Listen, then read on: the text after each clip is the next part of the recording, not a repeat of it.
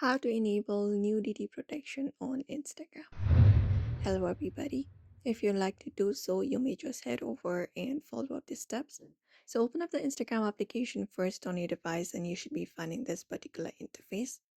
Now, the next step you need to do is look out for your profile in the bottom right corner, tap on it, and once you access your profile,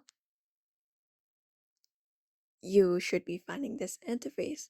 So, look out for the three horizontal lines at the top right corner of your screen, tap on it and open it up and access the settings. From there, scroll down and scroll to the option how others can interact with you, where you will be finding option called messages and story replies. Go ahead and tap on it. And once you tap on it, here you will be finding option called what you see in messages. So go ahead and find it up. And right here under it, you will be finding an option called nudity protection.